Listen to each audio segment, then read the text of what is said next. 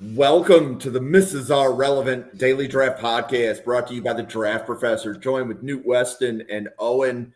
And we're about to dive into some really good defensive linemen. But before we get going, Newt, how is the football season treating you? Oh, it is so nice, especially like now that you just have time to sit back and relax. Like, tossed on the Bama Oklahoma game and just sat back, drank some beers to that, and then Georgia, Texas. I'm like, this is the best way to spend a Saturday. And then obviously just having football all day on Sundays for NFL. It's so nice. I love it. This is one of the best times of the year. I mean, honestly. It must help to have Micah Parsons on your favorite football team to be able to sit back and watch football. It doesn't hurt. Yeah, so Owen, I see a lot of you. It's good to see you again on a Wednesday night. I don't know if I should take that as a compliment or not, Jim. You definitely take it as a compliment. You're podcasting twice a week. What you meant was, Owen, I see too much of you. Yeah, I figure out a way to get you off this podcast. I have a way with words. Owen's doing offensive line on Tuesdays. He's doing defensive line. And I was telling Newt prior to coming live, it's just nice to podcast with people where I trust their evaluation. Right? So I'm really curious to see where Newt has Austin Barber graded. But I'm excited to see that just from how much I've been seeing. That's kind of been like the talk of the Draft Professor text lately. Like that was the one. I was watching Llewellyn tape last night, and I was like, I'll toss on Jerry and Owen just kind of in the background, and I hadn't seen any of Barber, and I was like, all right, I really like what I hear about this. Like I can't wait to check him out, and I just saw like everyone else like he's a day 3 guy, this that. Damn, like Jerry and Owen are like just kind of living on an island by themselves. Listen, if I'm going to go down with a ship on with anybody about an offensive line prospect, I'll take the guy who played in the league for 10 plus years. Yeah. Yes. I don't blame you there. Yes.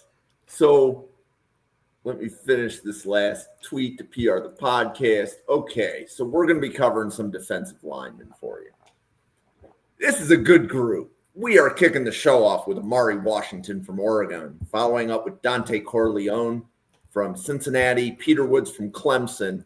Then we're going to shift to some edges. TJ Parker from Clemson, Mikael Kamara from Indiana, LT Overton from Alabama, Keldrick Falk from Auburn, Arvell Reese from Ohio State, and then we're going to close it out with Ruben Bain from Miami. Amari Washington from Oregon. Newt, tell us about him. So Amari Washington was a player that was new for me. I didn't get a chance to look at him over the summer. And I know he was a guy that, correct me if I'm wrong, is this his first year in a full-time starting role? Yeah, because they had Harmon and who was the guy that both of us liked last year? Who? Caldwell. And Branch too, or Birch. So they had this is a fresh group. So I didn't really know what to think of him.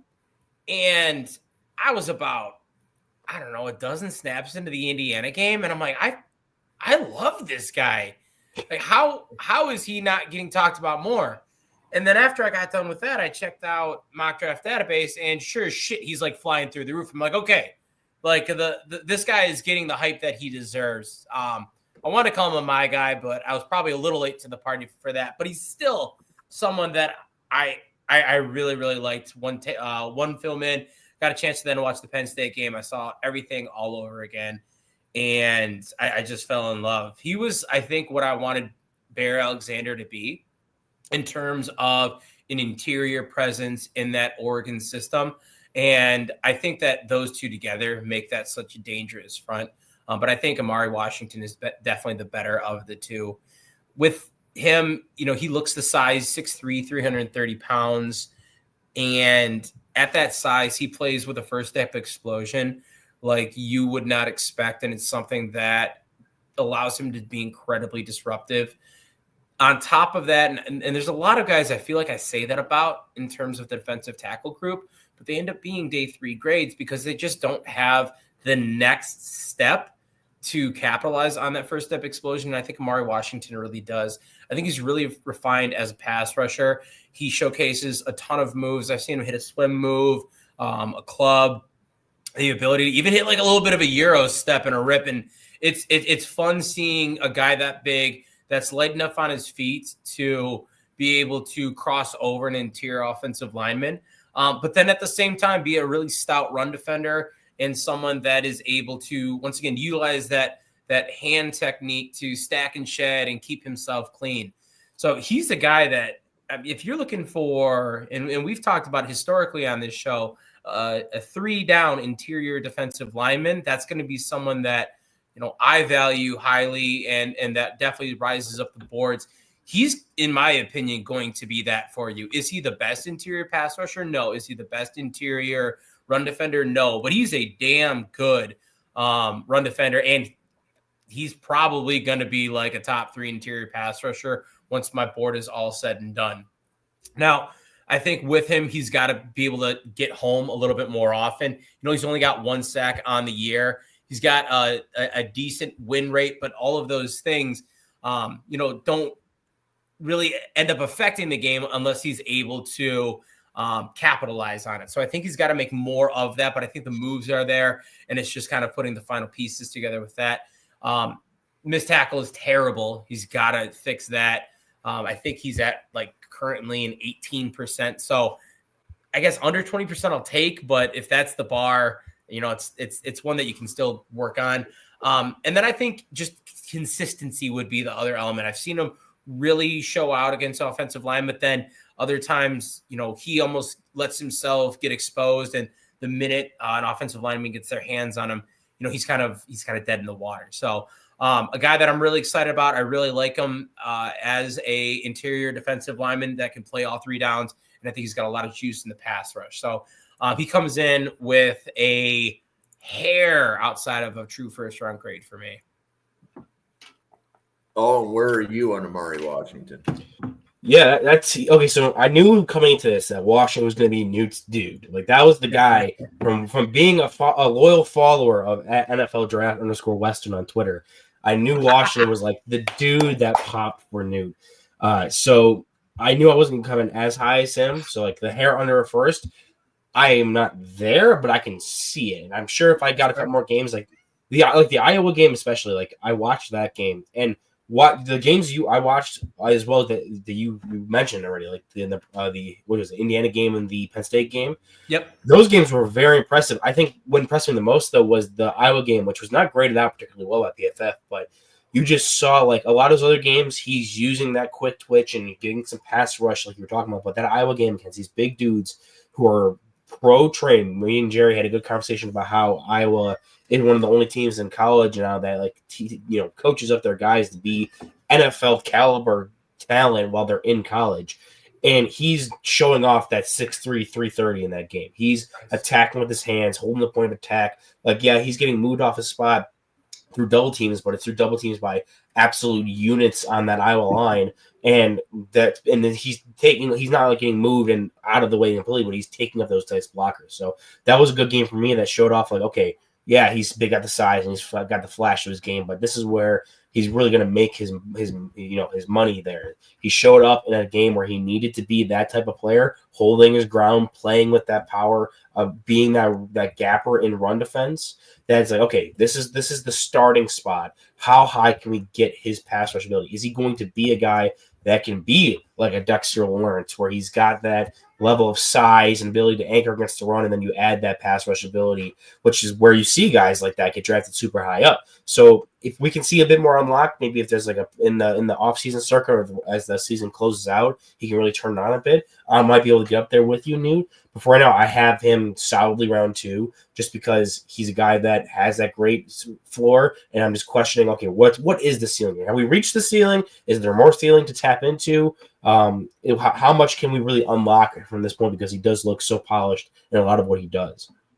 Yeah, I've got that Iowa game now down to watch because you make a good point. I don't, I'm never going to watch a guy play against Group of 5 or an FCS competition. It's fun to watch a guy get 4 sacks in a game, but it just isn't worth it to me.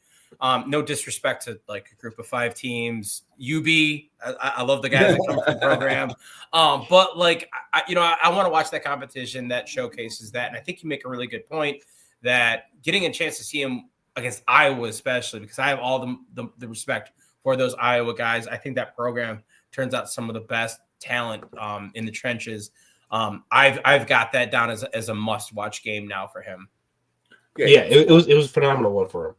Oh, and how many defensive tackles do you have graded higher than Amari Washington right now? 2. And He tackles 3 for me. It's Peter Woods and who else?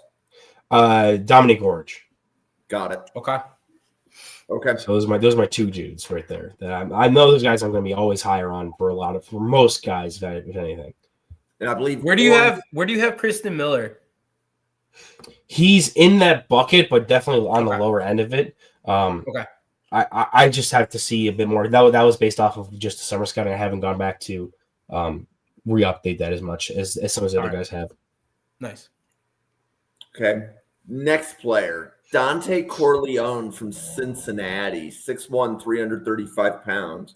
Owen, what have you seen from Corleone this year? Yeah, so this is a guy that back when I was doing my live streams, I watched him on live heading into the season. So it was in preparation for the season. It wasn't during it in my summer scouting run through. And I was confused by what I was watching at first because he was a starter for them since freshman year at Cincinnati. And you can see the development in his body through the different years as he develops. Like he starts out as like this undersized, sub 300-pound, just absolute explosive athlete, quick dude, winning with speed and bend, and a lot of stuff that really pops.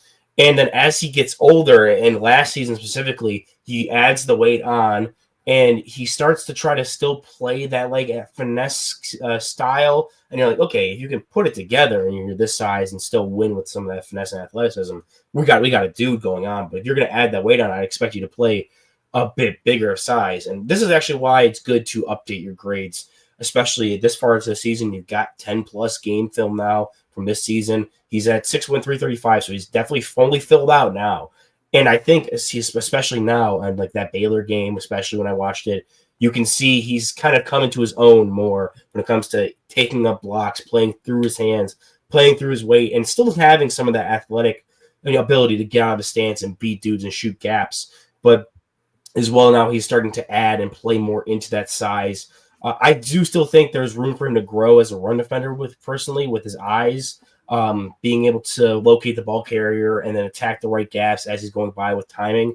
I brought up the Baylor game as a good example of how like there was a play where he holds up the center and then as it was either quarterback draw or a halfback dive, and one hand on the center is holding him up, other hand is reaching over and grabbing him, basically picking the dude up by the chest protector. And it's like, oh, that's a great play. And then there's like 3 or 4 other plays where he's one-on-one with the dude, he's controlling the point of attack, but he's peeking over the wrong shoulder. He just misses the ball as it blows by him. So there's a lot of stuff that he's still learning to do as more of like a traditional gap in, gap out type of stout run defender, but he's got the size. He's starting to come to his own with that, with the power and the strength, and he's still maintaining some of that athletic burst you saw from his younger days when he was a different build of athlete. So I'm getting a lot higher on Corleone than I was coming into the season after summer scouting. So I have him with a later day 2 grade. He's in that round 3 bucket, higher than some other guys that I do like. I have him higher than Daryl Jackson Jr. and DeMonte Capar, we've talked about previously. But for me, I think he's a guy that's kind of more of a wild card when it comes to like what's his true ceiling. Like we talked about a bit with Washington, but you can give me the pitch. You can give me the pitch of what his ceiling really is. Corleone, it's kind of still up in the air. It's like, okay, how far can we take this development? How far can we marry these 2 skill sets together to make like a dominant player in the interior of the defensive line? Owen, does his past medical factor into your grade? So I don't have a specific spot for medicals. I'll definitely note it and flag it, especially if I'm going to start doing predictive mock drafts or mock drafting him to teams where I want to get a fit in. And like say, if he's going to go to a team that has a history of guys in their D line that have injury problems and you're trying to mock him there, that's where I start to like factor it in. But when it comes to the grade itself, I don't have a specific number or factor I factor that in with. And to be specific for anybody watching, I believe he medically retired with blood clots in 2023. He came back and played in 2024. So this is the third year I've been tracking Corleone for the draft, but he medically retired, then came back. Newt, what do you have on Dante Corleone? So Corleone is a guy that I think Owen summarized it really well. I think what you're getting from him as a run defender is going to be someone that's able to two gap, someone that's able to showcase that frame that, Owen's kind of done a really good job of showing, like, he's really come into that, filled it out, and you have, a guy that's 6 foot, 330 pounds that is really just like a dude in the middle. The problem I have, though, is, and it's, what Owen had said was, you got a guy, and if you go on Cincinnati's website, they're going to boast it left and right that I think he had like the highest defensive graded season for any player via PFF his freshman year. Like it was an incredible season that he had. And most of that was reliant on his pass rush ability. And that got a little bit worse in 2023, got a little bit worse in 2024. And in my opinion, it got a lot of bit worse in this last year. And so while I've kind of seen him mature a little bit more as an interior run presence, I've seen him really take a big step back. And, one season I can kind of explain this has been a trend for him. And I don't necessarily love that. And for me, it kind of pushes him a little bit more into that middle of day 3 conversation. I just think there's a lot of guys that give me a little bit higher of a ceiling or a little bit more of a opportunity to grow and be that impactful player, where you might say, okay, well, Corleone, he's a safe pick, but then you have, some of the issues that you talk about, the blood clots, and you have this kind of negative trend that I've seen with him. And I think there's definitely a spot for him. I definitely see Owen having him with that day 2 grade because of the strength that he plays with and the anchor ability that he has.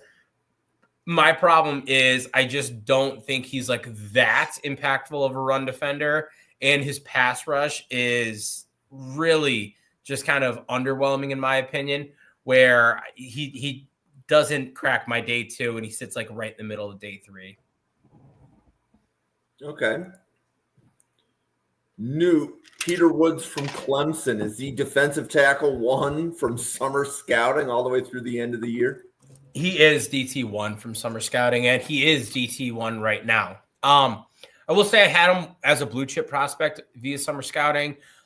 Taking a step back, he's still a first round grade for me. I think he's still, this really dangerous presence in the middle. And I'm trying to kind of look through it with the lens of everyone on Clemson. Looks like they have just regressed, and obviously the program is struggling right now. So not trying to tie it to, the success of the program or the elements that are going around it. But I think just a little bit underwhelmed in general with that. But the traits that Peter Woods has are still very, very prevalent. He is so incredibly strong in terms of the way that he's able to play with a 310-pound frame. But, through creating leverage and having good anchor technique, that he's able to basically just grab guys by the shoulders and toss them out of the way. I think his length plays a good factor in that when you start looking at what he's able to do to kind of maximize that strength. I think he's got, the hands and the explosive first step and the things that you want and you look for from that. But I think his build and that strength are going to be two of the things that really, really set him apart. I said last year, and I kind of stick by it with this year, I need him to convert more wins into pressures and more pressures into sacks. He's got like a 16% win rate right now, which is great for an interior defensive lineman. And we're talking about DT1, you would expect that. But for him, he's got 3 sacks on the season, and I want to say like 2 of them were versus like group of 5 competition, where it's like, that's great, but I need to see you do more and be more impactful when we start talking about you playing against that higher level of competition and showing out. And then I think that he right now is so much stronger and built in a way that lets him be dominant, that I don't want to say he's lazy, but he just doesn't have that really refined technique that he could have that really pushes him over the top. I want to see his mechanics and his hand placement improve in order to generate a little bit more opportunity with that leverage and with his ability to disengage from blockers quicker, just to continue to allow him to progress as an interior presence, both in the run and the pass. But he's got a first-round grade from me.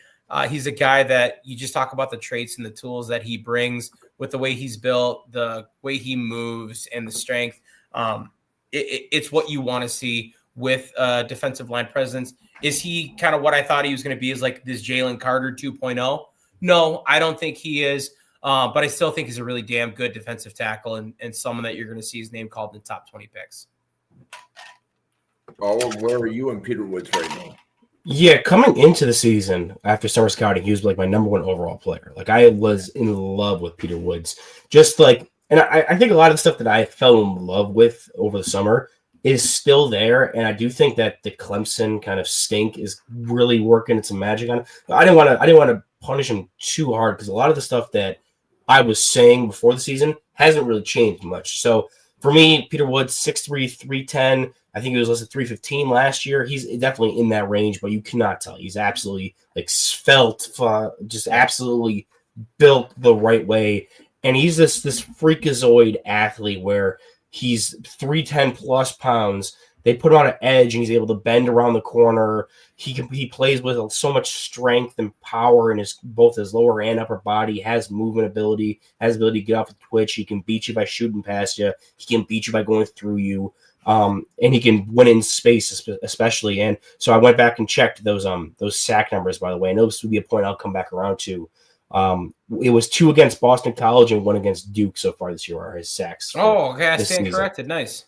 So yeah, a lot. I think there's a lot of stuff that, he's just that kind of guy, that he's out there out athleting and out talenting a lot of teams, even against like ACC competition and other high level schools. He's still clearly like the best athlete on the field at any one point or another.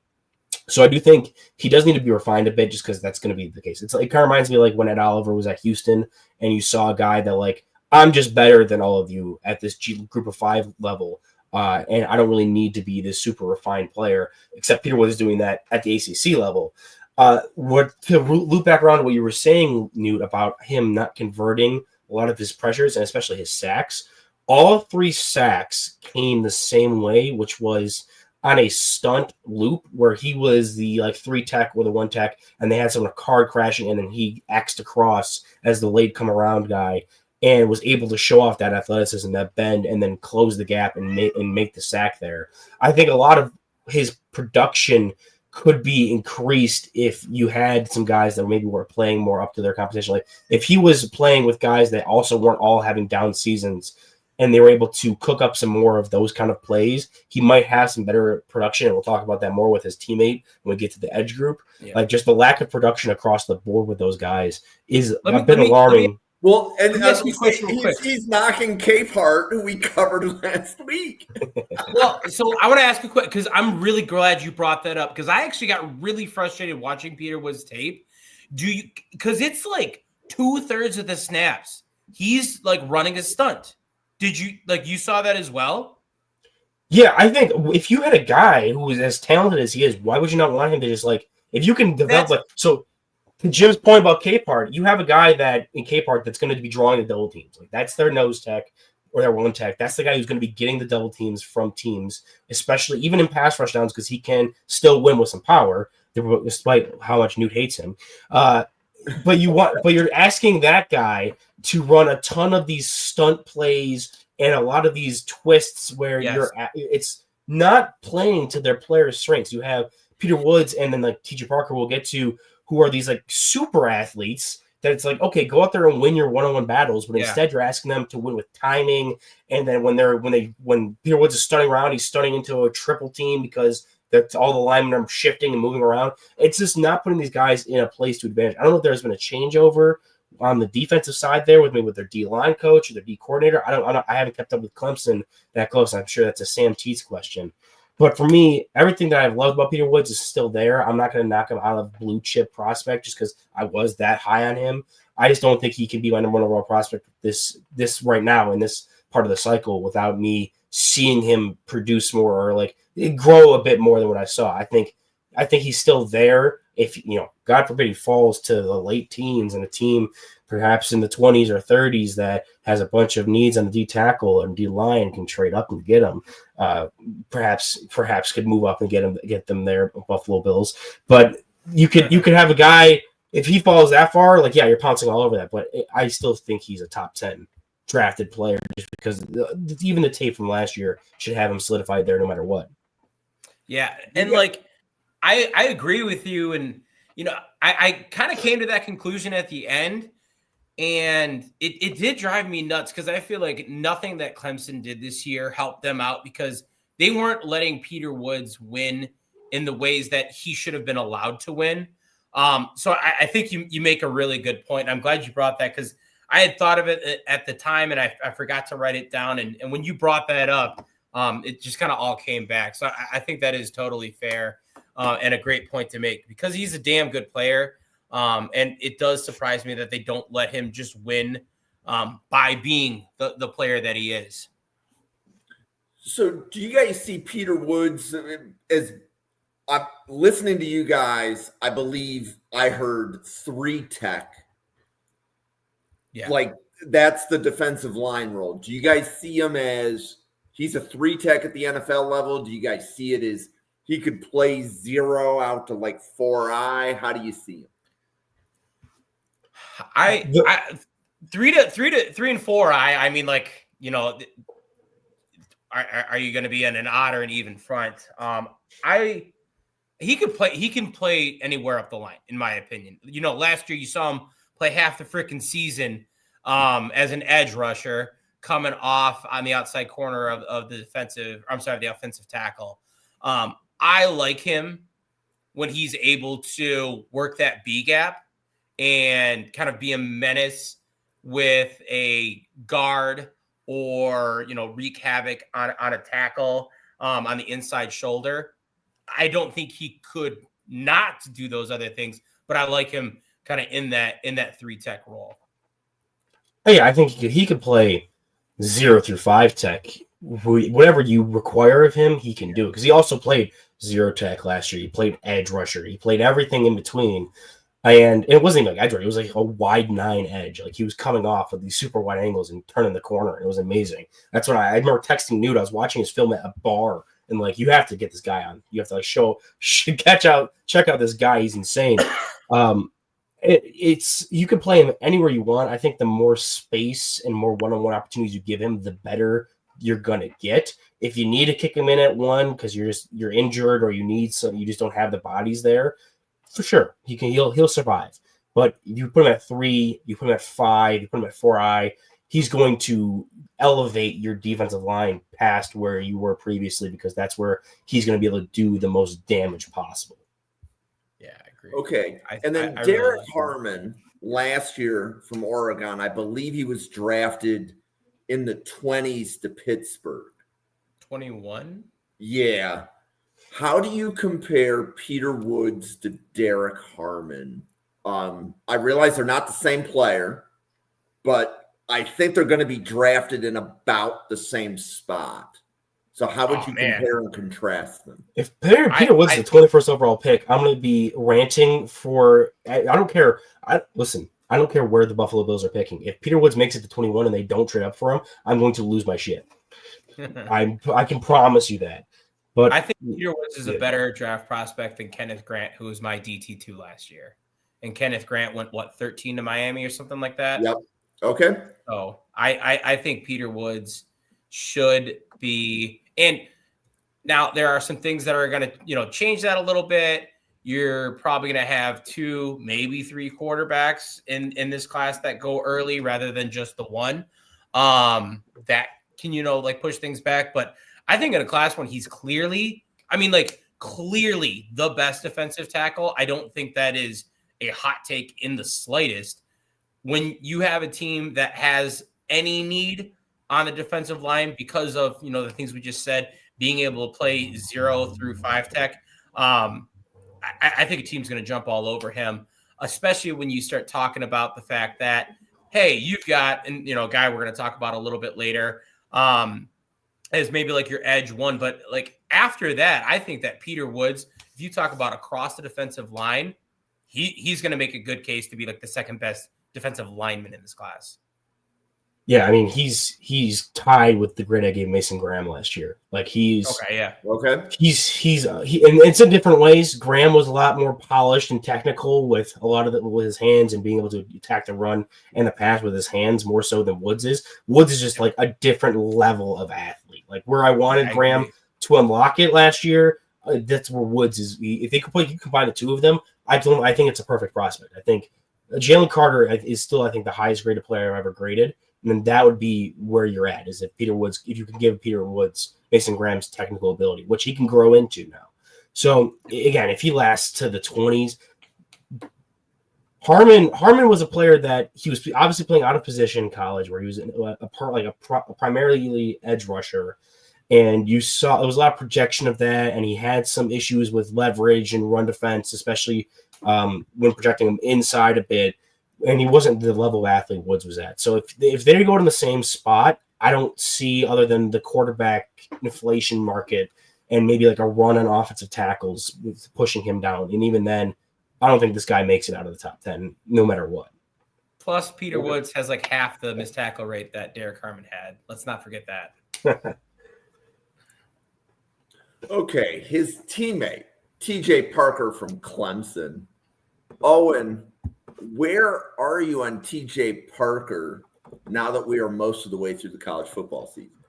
So I kind of want to toot my own horn a little bit, because I haven't really come off of where I was in the summer scouting when it came to TJ Parker, and I mean, that's not to say that he has played up to what you saw, but it's more so he was one of the first players I watched. Clemson was the first episode we did doing the summer scouting process with me.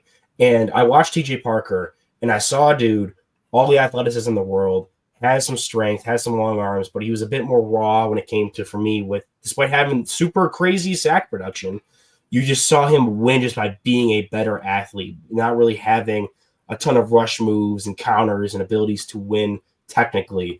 And I said, okay, he's a first-round pick. This is a guy similar to a former Clemson player like Myles Murphy, where it's like, okay, dude's a stud athlete. He wins off of being a stud athlete. I need to see him grow more as a technician before I can jump into. People had him as like edge 2 behind Ruben Bain in that top 10 discussion, blue chip discussion. And I wasn't there, and I felt like I was relatively lower on him at that point. And now that the season has gone on, he's gone from having 13 sacks to 2. And both those sacks weren't really from a result of him winning a rep by beating a guy one-on-one. It was him being a better athlete, keeping the motor hot, and then chasing a play and collapsing the pocket. I feel like I was right on with where I had him, and then going back and watching it just kind of confirmed where I projected him to be at, which is a more raw guy, but has all the talent in the world. Similar to Peter Woods, but I think Woods is even exponentially more so because of his size aspect, and he also has a bit more when it comes down to using his hands, even though that he can still grow there. Parker is even more raw than that, but he has that athleticism, and it's showing up this year. Again, they're running a ton of twists and stunts, and they're not just letting their guys be their guys like they did last year. Watching Parker's sacks and beaten by defender reps versus this year, you can see how much more was last year. Like, just go beat your guy, go beat the dude across from you. Whereas this year, he's trying to do what they're asking him to do, and it's just not working out in his favor. And it's probably one of the big issues with the entire defensive line right now, that they're not producing because of that. So he's a guy, still have him as a first-round grade. Didn't really even move his grade much at all, just because he's a dude that I think is going to go. And I just read, I think it was ESPN posted a mock draft today, had him at like 16th overall. And I'm like, if you told me someone took him 16th overall, I'd be fine with that.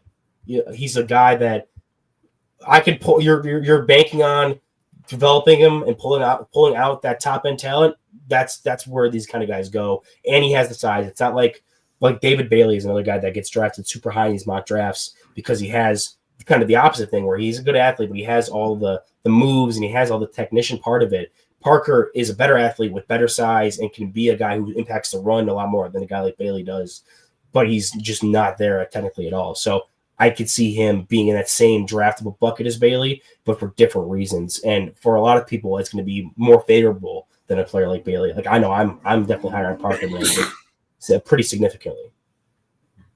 Newt, where are you on TJ Parker? So I'm close to where Owen is. I had him a little bit higher with summer scouting. He wasn't a blue chip prospect, but he was flirting with it.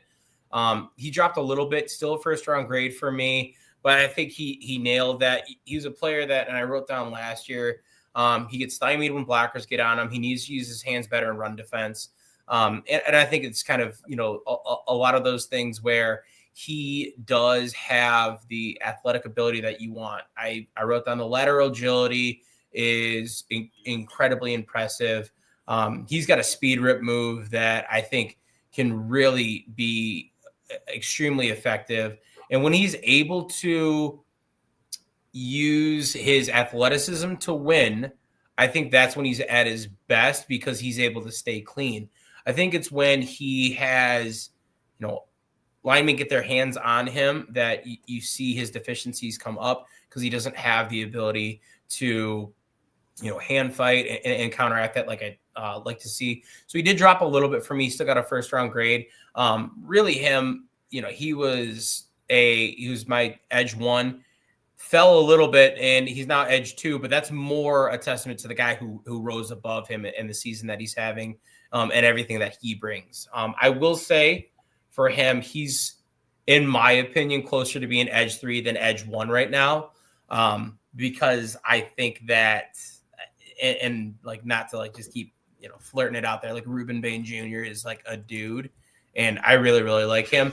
We'll talk about him in a little bit, but I think TJ Parker, for the things that he does really well, Owen did a good job of identifying like, hey, you are this athlete, you are a ridiculously gifted player, but now you've got to continue to progress in there.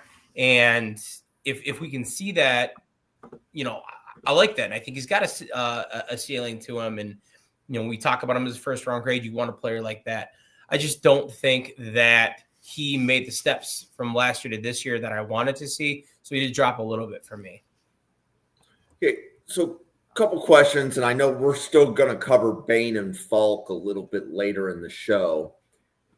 Bain, Falk, and Parker they all actually have another year of eligibility, and Ryan Sparks in the chat is suggesting that Parker goes back to school. Have you guys seen an edge that was given a first round grade and chose to go back to school? Like we saw JTT and Sawyer do it. But they weren't first round grades though. Jared Verse would be the one that pops in my head. Okay. Yeah, he was a special his first year at Florida State, and then he went back, was special again, and then ended up being a guy that even he got drafted lower than he should have, especially even coming out of that second season. Yeah, I was so pissed when he chose to come back because I was like, "What are you doing?" Because that was the draft with God. Who did the Raiders take? Tyrese. Tyree Wilson. Yeah, and it's just like, there's that. And like Verse, I thought he was so special. And then, he came back into what was like kind of a loaded edge group with Latu and DJ Turner. Dallas Turner. Yep. And it didn't make sense to me. I thought he was a dude. I thought like, hey man, go be a top 10 pick. And I don't know. I still am left like kind of wondering about that. It turned out great for him. Like Owen said, he had a hell of a year at Florida State, his second year there, and he's tearing it up in the NFL right now. But he's the one that comes to mind. Okay. Mikel Kamara from Indiana. So, Owen, I remember when we did the Indiana preview, this was one of the many players from Indiana that you called out when we were in the summer. But where are you on Mikel Kamara now? Yeah. Another player that I feel like I'm not much different on from when I watched him in the summer, where some of these guys I was either lower on than the consensus and they've kind of fallen off. Some of the other guys I feel like I was a bit higher on and they've kind of lived up to that in the year coming up. Kamara's another one of those guys that I had, in that round 3 bucket. And for me, he's got the size deficiencies. We'll start with the negatives because I think that's one of the things that jumps out. He's 6'1", 262, doesn't play with a ton of length. Like we see it on tape. It's not going to be something that he's going to hang his hat on. And it's going to prevent a lot of teams from wanting to draft him, especially as a true edge. But for me, and I'm sure Newt loves him because he just plays with his hair on fire. He does. He's just a dude that flies around, loves playing football. And he has that. He's 262. He has that lateral mobility. He can get down the line of scrimmage and chase outside zones and pitches, and is able to take those angles and run down those smaller players, and just plays relentlessly through it. And like, he doesn't have the best pass rush package when it comes to being able to string together counters and a bunch of dominant moves, but his hands are constantly active, constantly moving. And the mix of him being just this relentless Energizer Bunny off the edge, plus keeping his hands active and putting the offensive lineman on the defense, not allowing them to just get hands on and lock him down for a rep, allows him to get some production, even though he isn't this stud pass rusher. So I don't have him. I don't think he's ever going to eclipse like a lower end 3rd round grade for me, just because he's not that guy that can come in and you draft him to give you sack production. He's a guy you draft to come in, be that kind of character player on your edge, be more of an impact run defender than a pass rusher, and be a guy that you can rotate in as, and like, if he's your edge 3, you're really happy. You have your 2 studs to go get the quarterback or a DPR in your system, and you have this guy who's just coming off the bench ready to go kill somebody, and he does it with a smile on his face. Nice. Did you say you had a 3rd round grade on him? Yeah. So I actually have like a 4th round grade on him. Yeah. I really liked Kamara coming out of the year, and it's exactly what you said. He's a guy that he's just so much fun to watch, and I would be more than happy if a team took him in the 3rd round just for those intangible factors that he brings, the work ethic, the character, a guy that you want to have around it. And I really think he's that. Following Cignetti from JMU over to Indiana and being a part of what's really now built the foundation for that program. I don't think you get that without Kamara. I think on defense, he's been a player that Cignetti's been really able to kind of build around and like I said, set that foundation. Everything you had mentioned, my first line's relentless motor, and I love a player that runs hot. I just think that with him, he's not going to, like you said, really be this incredible pass rusher in the NFL. Last year, he was ridiculous in terms of the numbers he was able to put up. I think he even got like a first team All Big Ten nod. He got a first team All Big Ten nod. And once again, we're talking about, JTT. We're talking about Abdul Carter. We're talking about Jack Sawyer. All of these guys, Josiah Stewart, all of these guys that are in the Big Ten, and he was able to get, first team nod as a defensive end. But I think this year's been a little bit more true to where you see him. He's not a bad pass rusher. He's got a 23 pass rush win percentage on true pass sets. He's got 40 pressures. Like he's doing the things that you want from him. I just think that is going to be, kind of middling, and his size is going to be something where you say, well, how much more are you going to get out of that? And then I actually really don't like him that much as a run defender. I think he gets washed out of plays too easily. I don't think he sets like the hardest edge, and struggles at times to get off blocks. And I think it's part of that's, sub 33-inch arms, doesn't have the length. We talk about a guy that being shorter, you get natural leverage. But at the end of the day, when you're shorter, you also have a shorter stride length, and you're not able to, cover areas quickly. So I think that there's some pieces with Kamara where really that capped ceiling does push him down my board a little bit. The intangibles that you talk about, man, I really like it. I see what Ryan's saying as a long-term rotational guy. I absolutely see that being the case just for the character that he has. My problem is I don't see that long-term rotational guy, kind of where Owen's at, like 3rd round grade. Yeah, I can see that. And maybe when it's all said and done, that's where I come back if he starts testing out with some really freaky numbers. Okay, sweet. Like I'll give him a bump if I can see that athleticism, shine a little bit more than others. But I don't know how much more he's going to pop up than that, even with those intangible factors. Yeah, I think I do give him credit a lot more for being like a really good athlete overall, just because he has some bend in his frame, and his ability to be lateral and be quick. Oh, I really yeah. do like. And I do agree with you. I think he's going to need to become a better run defender to make it worth being a guy that it's going to be a rotational piece. I don't think he's a great run defender right now just because he struggles to stack instead, shed, and set that hard edge. But I wrote that, like, if you have like a 3-4 outside linebacker, and he could be like, I think he could be an eventual starter in that kind of position where he's a player that can work in a lot of more space. You're allowing him to flow and use that athleticism to compensate for that. And he just has a nose for the football. And if you're going to be in an even front, you're going to have to either have him be a weak side, or if he's your third guy, comes off the bench. His hands are so active. I do think he lacks the elite pass rush upside because he doesn't have the length specifically and to put that together. But I do think the fact that he has moves, like when his production last year shows it, he has moves in his toolkit. He just doesn't have the power to complement it as much, where I really like edge rushers that can have build through that base of power first, then have things that work off of it after that. But he's one of those rare guys that moves in space. He can hand fight with anybody and has a couple moves that really do work. It just is, I never think he's going to have that power element. So I think he's a bit more upside in pass rusher than maybe I may have given him credit for when I first was talking about it, or maybe gave off that I felt. I do think he is going to be a solid pass rusher. I think 6 sacks a year as like a rotational guy in, and again, as a third edge rusher, pitching in 6 sacks a year, being an absolute energizer bunny for the rest of your team. That's someone who I'm like, okay, especially at a position of need. I would invest a day 2 pick in that, just to be able to bring that, especially if you're going to have to do a culture change. And this is like a culture pick 100%. Yeah, I get that. And I've got written down, I think that when it talks about, him with pass rush concepts, he knows how to use his hands. He can win on the inside counter. He can bend around the outside, even though he doesn't have the length.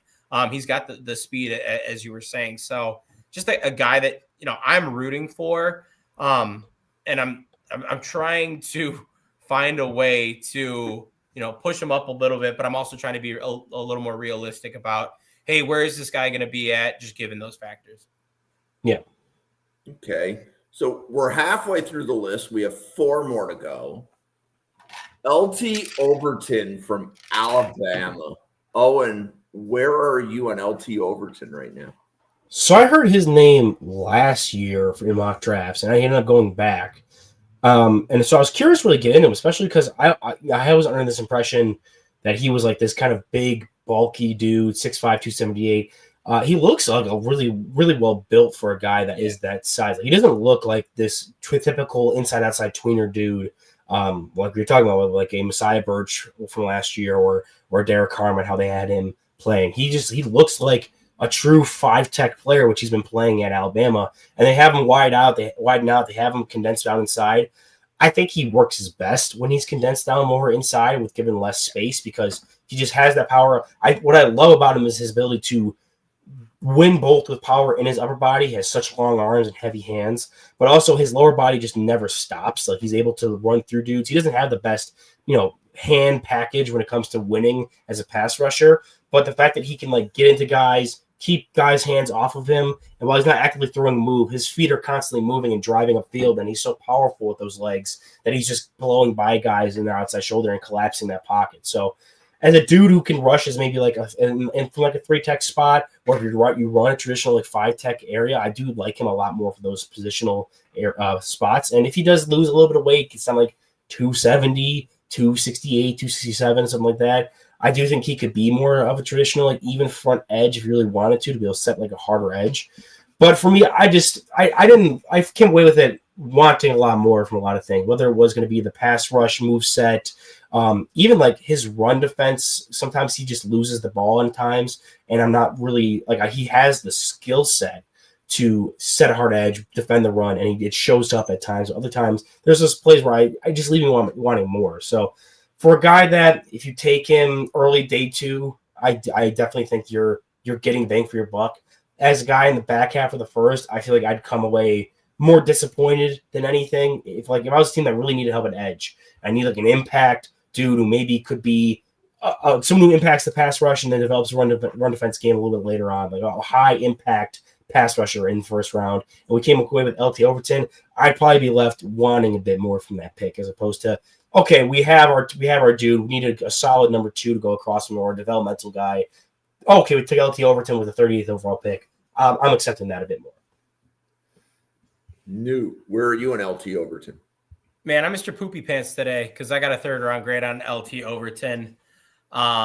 He's another guy I liked a lot in summer scouting, and I think that, Owen used the word underwhelmed. I was really underwhelmed just from the sense that I think the things that I really liked out of LT Overton over the summer, I didn't quite see as much. When you talk about him winning off the line and being able to be a disruptor, I didn't see him impacting the game like I wanted to. Owen talked about 278, and I think he wears it well. I just don't think the play strength matches that frame. When I look at a guy that's 278 pounds, I want to see him absolutely wrecking dudes. And I think spring measurements has him at 274, so it's pretty spot on for what he is. I didn't think that the play strength that he had matched the weight profile that he was able to bring. I think that with his ability to work in a shorter area, so like Owen said, I like him kind of more when he's playing closer to the tackle. I still like him as like a 5 tech. I think he's got good change of direction, but I didn't love his play speed.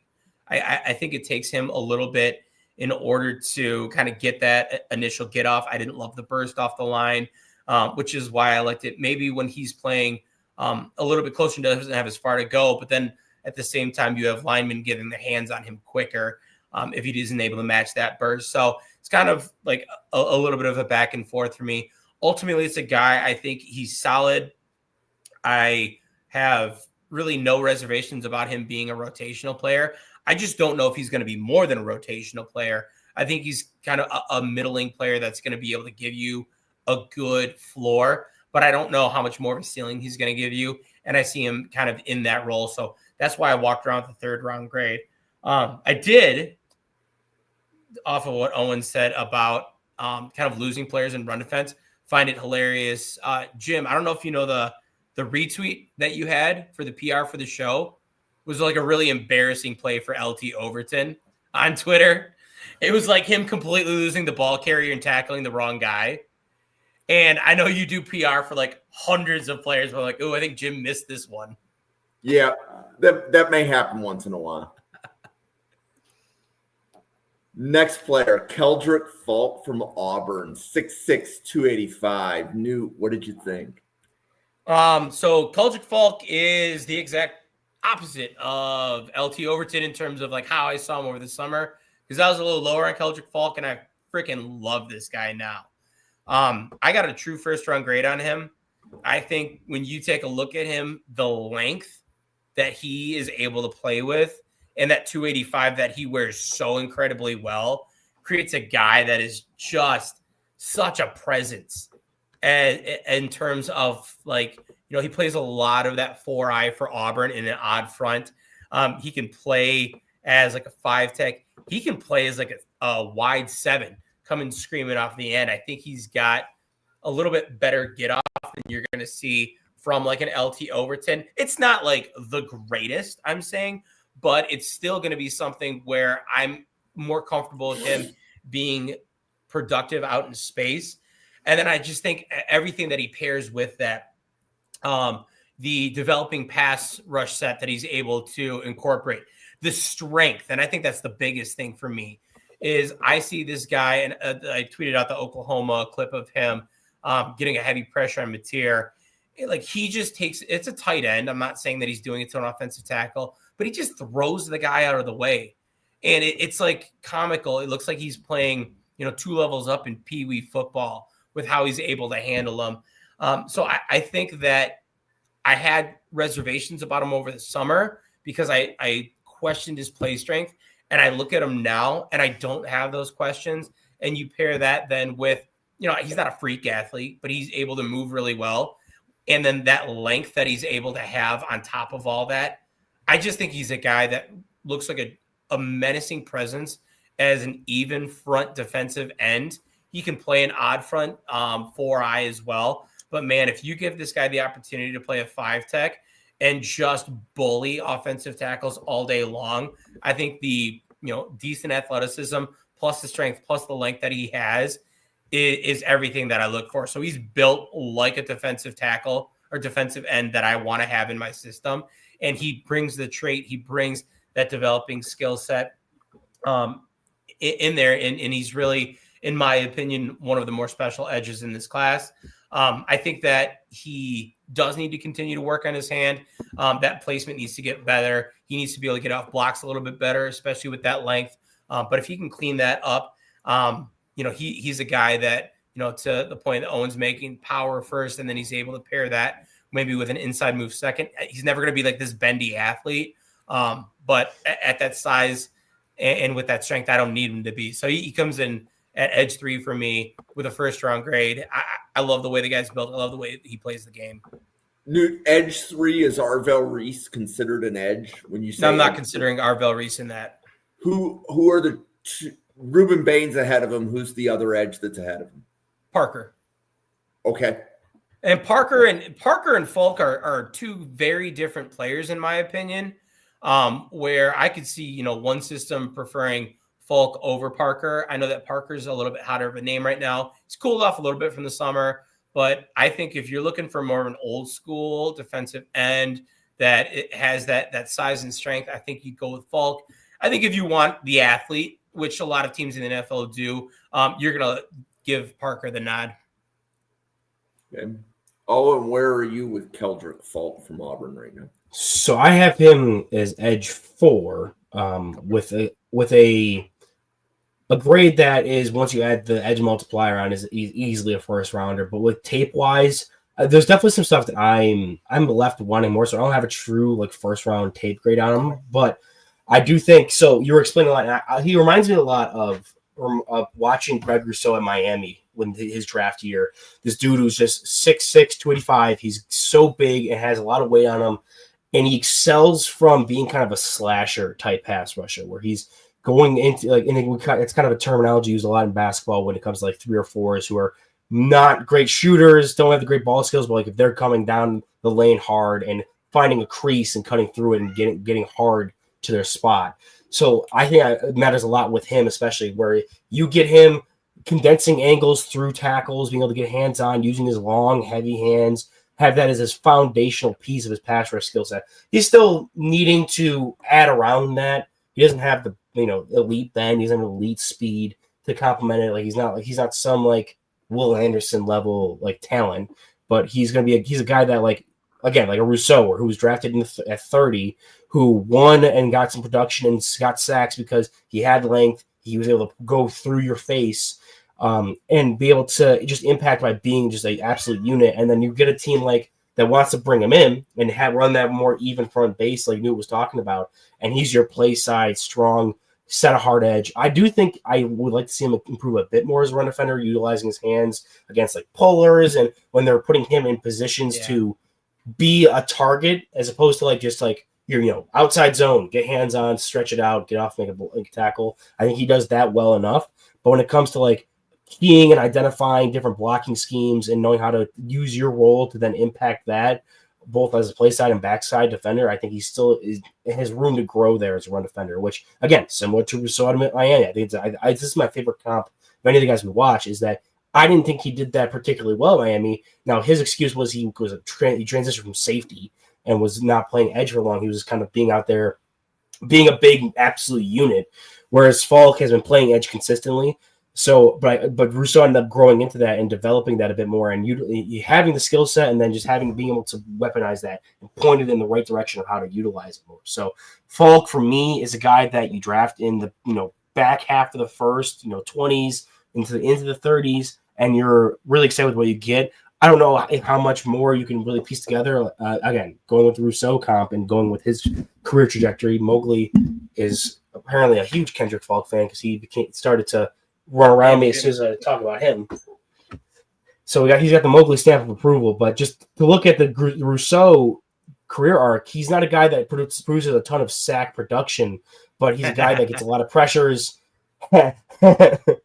Having those traits and talents, he's going to be a guy that you could weaponize into being a good pass rusher. Maybe he isn't finishing it off, doesn't have the most polished skill set, but has everything you need to be able to be an impact defender at the NFL level in multiple different ways. But maybe he's never going to be like a top end, full flight pass rush type player.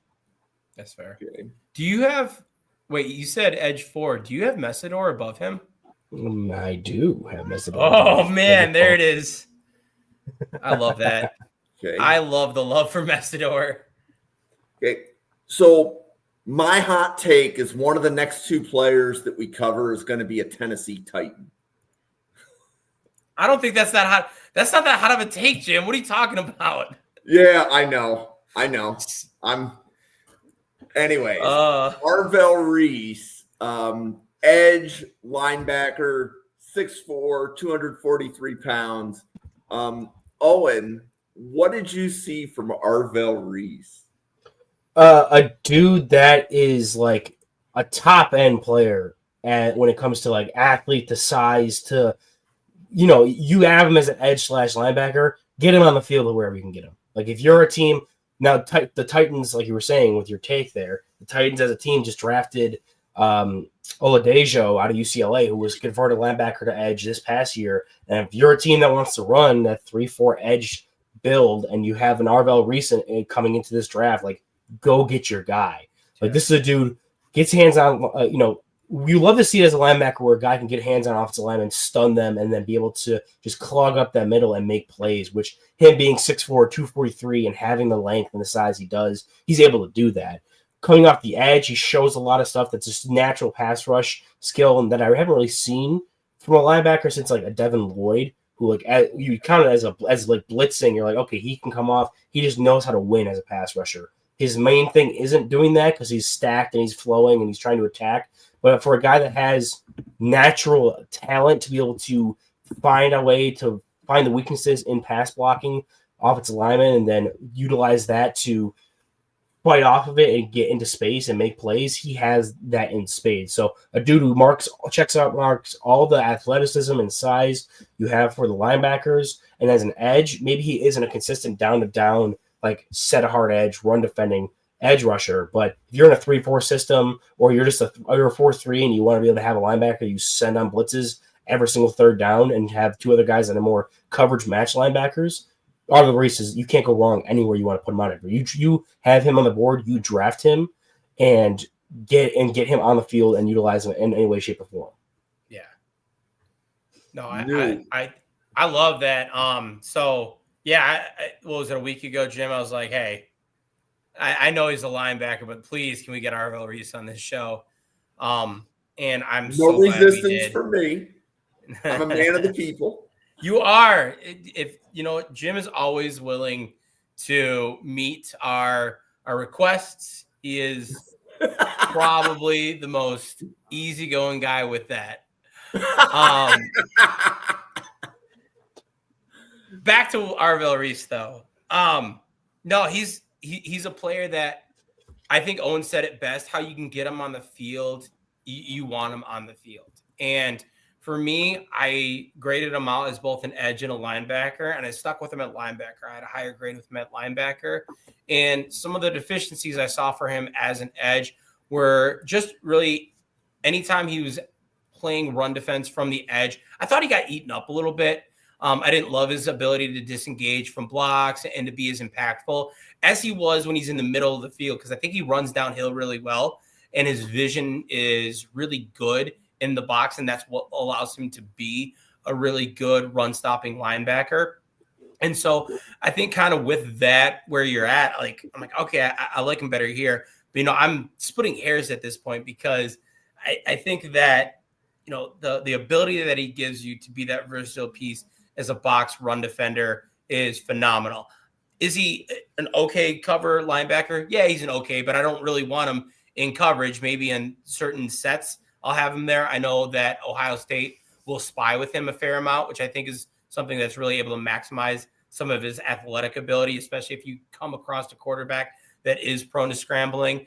But man, when you put this guy in the edge and you have him in a clear pass set and you allow him just to pin his ears back and go, the obviously athleticism and length that he's able to play with is absolutely phenomenal. He's got almost 34-inch arms, and you can see it when you have him going around the edge, the bend he's able to get just from that center of mass being so low and the athletic ability that he brings.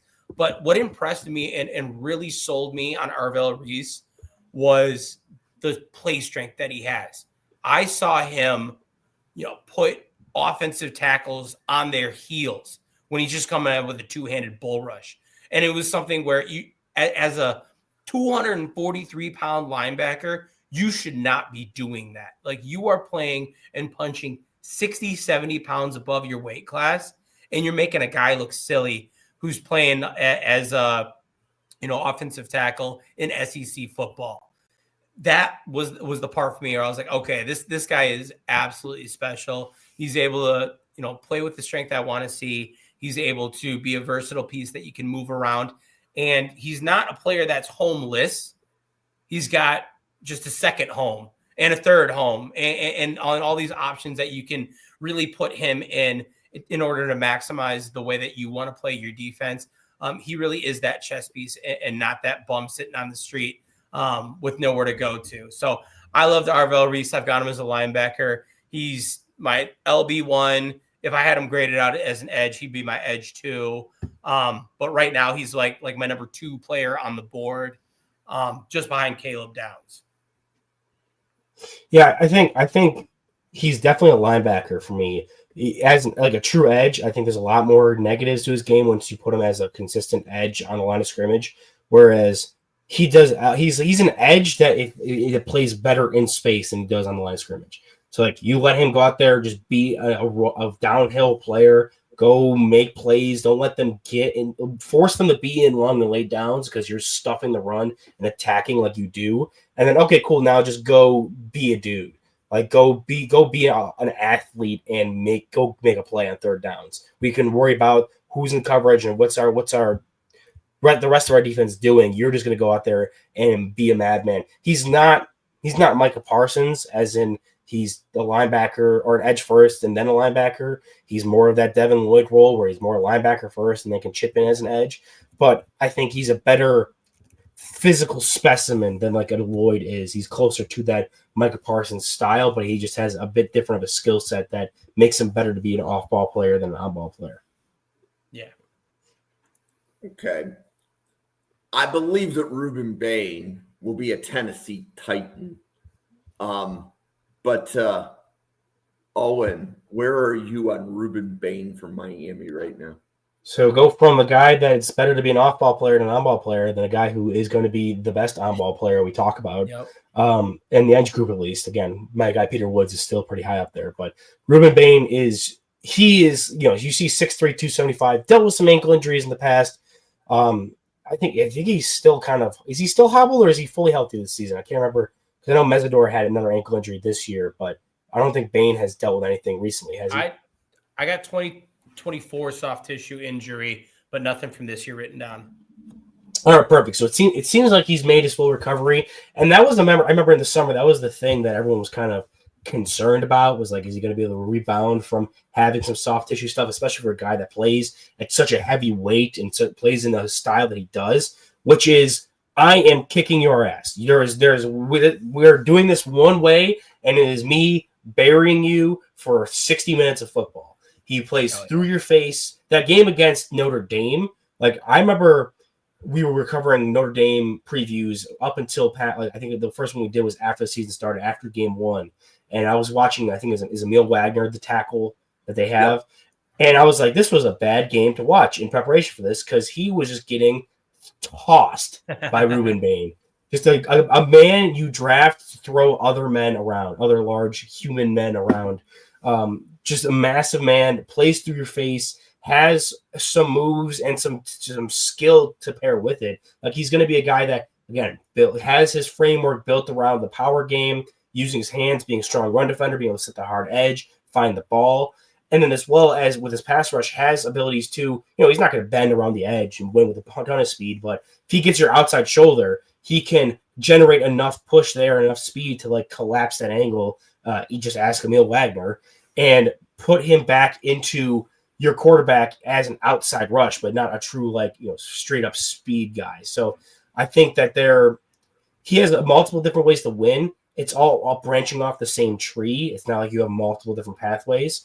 But the fact that he is so far along where he's at with winning that, I think that he's a dude that you bring in. He can be an immediate difference maker. I don't know if he has like ceiling of some of the other like top end edge rushers that have been drafted recently, like Abdul Carter, in that Will Anderson in the past few drafts. But he's a guy that you're drafting him. He's going to be, a starter, and especially if he goes to the Titans and has a guy like Jeffrey Simmons to complement him, that already becomes like a team that has basically no pass rush from their edge right now. Immediately has a boost to that, and he makes every other player around him better. Nice. You said you had him in front of Peter Woods? I have them basically even with the grade wise right now. Okay. Now, Owen, with your positional multiplier, do you consider edge to be a more important position than defensive tackle? Or are they? I do. Okay. The edge is more important, yes. Okay, got it. Sorry for the interrupt. Newt, no, please. No, I was just kind of wondering that. I don't need to elaborate a ton more. I like that question. That's a really good question from Ryan.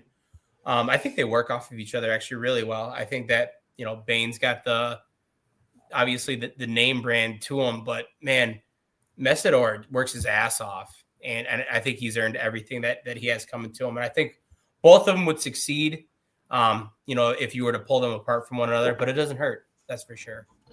But no, I think you hit the nail on the coffin. I think he wins in multiple ways. I liked his handwork. I think he's got some good moves with that. I think he's able to win with speed. He's not the bendiest athlete, but I think he can use his hands to work both inside and outside on an offensive tackle.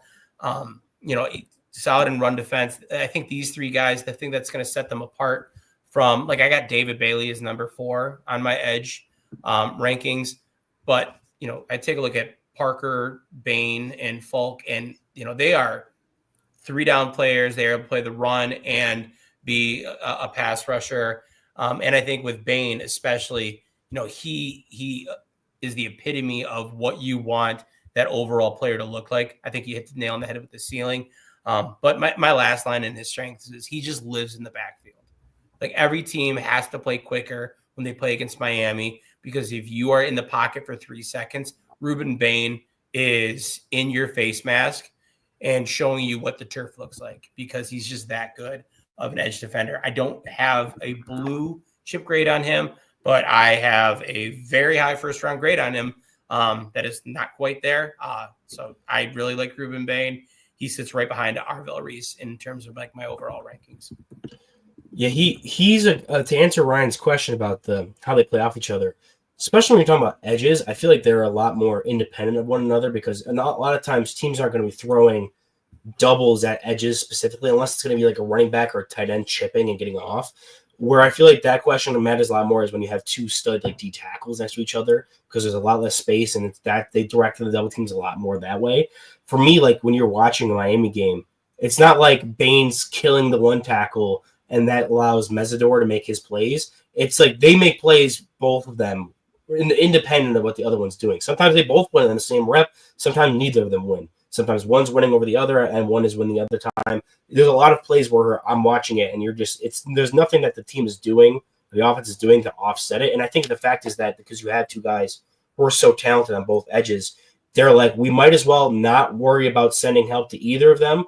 Both of our tackles are going to be on the struggle bus as soon as we park this baby. So we need to just try to find a place where we can send help and then be a plus spot, as opposed to picking our poison as it is. Yeah, I think that's really well said. Okay, so I was just checking the Vegas odds 10 to 11% that Ruben Bain is the first overall draft pick. Those are like plus 1,000. It's between 650 and 900. Oh, Yep. okay. Yep. So His depending number- on the sports book, it's between 10.5% to 11.1%, depending on. I mean, realistically, man, I'm like, you're not wrong, Jim. If Tennessee's there, then that's it. I wonder, if the Giants are there. They just grabbed Abdul Carter, and they've got Thibodeau, and they've got Burns. So, I don't see that happening. Well, right, but I think that it's not slam dunk that Bain goes first overall. The way, right? no, we but I still think have that, a few others to talk about, like Carnell Tate or some of the quarterbacks, etc. right. I think anytime you've got a quarterback in there, I mean, and once again, I wasn't the biggest Cam Ward fan, but it was a foregone conclusion what was happening last year. And I think that really sets things up. I think, if you got Mendoza and you got Simpson that both declare, and then Moore ends up declaring, I don't know if he will or not. It's like, okay, well, we've got 3 quarterbacks that have legitimate first round film and buzz. That heavily changes things. But I think if you start talking about the best non-quarterback player in this draft, I think Bain's name easily could be up there. Like I said, Arvell Reese, I have a little bit ahead of him. Caleb Downs, I have a little bit ahead of both of those guys. But they're all in a very similar boat to me. I know Owen's got Peter Woods there as well. So, Yep. So I mean, if you're the Titans, right? And so if say the draft order ends today and it goes Titans 1, Giants 2, Browns, Saints, Jets, Vegas, and you get a call from the Jets and you're like, okay, I can move down from 1 to 5 and pick up a boatload of picks. Would you rather take that and then pick up Arvell Reese instead, or would you rather stay at 1 and pick Bain? that's the it's thing always is I more think picks. If you're where the Titans are, yeah. as long as the trade down, who traded down and didn't take Travis Hunter? Was that the Giants? It was the Browns. The Browns. Okay. Yeah, so it would be a trade down But to me similar to the Browns. Yeah. But I think that I think that makes sense, especially once you get, if you have 2 quarterbacks in there and those teams are going to be there, you can peg those. And then, so once again, if we're saying Reese, Bain, Peter Woods, Blaine. I like Caleb Downs, but those are good football players. And then you're going to kind of get that effect. I mean, what was it? Who was the first? Yeah, Malik Neighbors went 5th overall or something like that year, Right. which is stupid with how good he is. But it's because how that quarterback room kind of pushed people along a fair amount. So I think that opportunity is going to be there this year, especially if you need some edge help. And you might say Bain and Reese are the guys, which I think they are. This is the year where you could feel comfortable about taking that trade down and acquiring some of those picks. Yep. And it's shaping up to be a good year to get a corner or a wide receiver. And I think the quote that was given at 7 p.m. today is that as long as your team needs a cornerback 2 and you're not looking for the shutdown cornerback 1, it's actually shaping up to be a really good draft. Nice. For those positions. And I think Randall has 42 draftable grades on wide receivers. So we still have one more group of 9 to go through, but we're at 35 draftable grades. And Nick Harbor's in the final group, so he's an underclassman. So he may go back. And Ian Strong may go back. But generally speaking, most of those draftable grades are in this draft class. So, Nice. So Owen, you want to let everybody know about the weekly huddle and the fun things that you do? Yeah, fun things like have Newt Weston come on it all summer and do his top 10 summer scouting ranking videos, as well as I do a bunch of other stuff over at Twitter at Weekly Huddle or YouTube, The Weekly Huddle. I do some video breakdowns. Again, I say this twice a week, every week. I've been slacking a bit just from having such a busy schedule at the moment. But once we finally get out of this semester, I'll be back to making some content where we're talking about some fun players that we maybe even don't even cover on these podcasts that you can come over and check out, especially my Mac boys. Love covering my Mac guys over there. But so you can check me out talking about other players' film, talking about other just random topics when it comes to either the draft or NFL football, as well as just find my takes over on Twitter as well. And then catch me here on Tuesdays and Wednesdays with two equally as accomplished people in the world of football, Newt Weston and Jerry Ostrowski. God. Right, I was going to say Red Murdoch too. Sparks beat me to it. I didn't even make the list. We're bummed. Well, I enjoy spending my Wednesdays here with Jim personally, even though Owen doesn't. Newt Weston, you can find me on Twitter at NFL Draft _Weston. I've been pretty dedicated to clipping up players, popping them up there, giving previews, as Owen says, to who I really like and maybe who I'm not so high on. I try not to shit all over anyone. Just try to keep my mouth shut on those kind of guys. But I also run ZeroTechDraft.com, where as we start to wrap up these positional rankings and get into other ones, I'm going to start to post my top 50, maybe to start with, maybe even less, 32, who knows. But then also some positional write-ups, some mock drafts, and those sorts of things as we start really getting into draft season. So you can check me out over there at ZeroTechDraft.com here on Wednesday nights with Jim and Owen, talking about defensive tackles and edges for 2 more weeks, excluding next week where we're off for Thanksgiving Eve. And then I think our big board is like December 17th, I believe. Yeah. And then Jim's giving us the keys to the show and saying, hey, talk about whatever you want, which will be a fun ride. So yeah, all the way up through draft night, you can catch us here Wednesday nights. Yeah, my instinct, Ryan, is that Clev Lubin didn't make Newt's top 10, but that's just me. So, that's weird. Ryan just unfollowed me on Twitter. So the players that Newt and Owen will have on December 3rd, Dominique Orange from Iowa State, Cam Robertson from SMU, Romello Height from Texas Tech, Max Llewellyn from Iowa, Logan Fano from Utah, Chris McClellan from Missouri, Aaron Graves from Iowa, James Smith from Alabama, Jay-Sean Barham from Michigan, and Trey Moore from Texas. So, Newt, how many of those names were new to you? Oh, man. Like probably 2/3. Graves and Big Citrus, I definitely have taken a look at. I really like Graves over the summer, so that'll be fun. And then Llewellyn also I liked a lot, but every other one is new. I know there's a lot of hype around Romello Height, so I'm really excited to check out his tape. But yeah, it's a lot of new names for me. Cool. So for Newt, Owen, myself, thank you so much for stopping by. For the 110 people at the Draft Professor, thank you so much for watching, and we'll see you on a podcast again tomorrow.